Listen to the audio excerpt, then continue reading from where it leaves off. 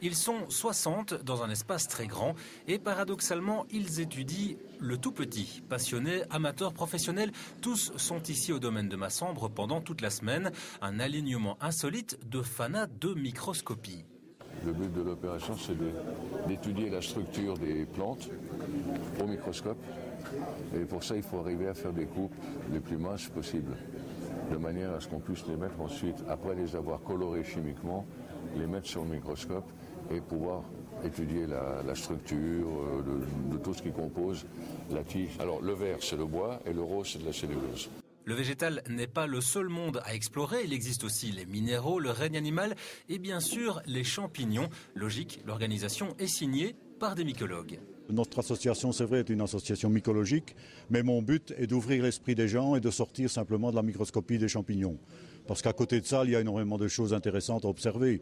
Comme ils le font ici, vous voyez, aujourd'hui après-midi, nous travaillons le contenu d'une goutte d'eau de la mare. Eh bien, beaucoup de personnes sont émerveillées parce qu'elles n'avaient pas idée de ce qui pouvait vivre dans une goutte d'eau.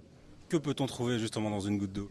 On va trouver aussi bien des vers, des petits vers, des larves d'insectes et alors toute une série d'animalcules qu'on appelle des protozoaires ou des métazoaires. Ce séminaire est véritablement international. Belges, luxembourgeois, français et suisses, on l'a vu.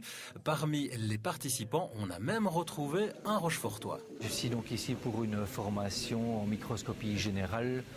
Car dans mes activités professionnelles, je suis amené à analyser des échantillons de champignons issus du monde forestier. Là, ce sont des organismes aquatiques dans des échantillons d'eau stagnante. Donc ici, on peut observer un protozoaire qui doit faire environ une vingtaine de microns et qui est en train d'évoluer dans son milieu à la recherche de nourriture.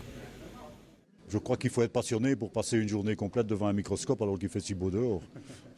Et ça représente justement combien quand on veut se lancer en investissement de départ ?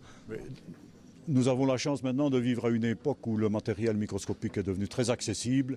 Et pour trouver un très bon microscope, que je ne vais plus qualifier de basique, mais dans un rapport qualité-prix excellent, à 1 300 €, vous trouvez un microscope vraiment très valable.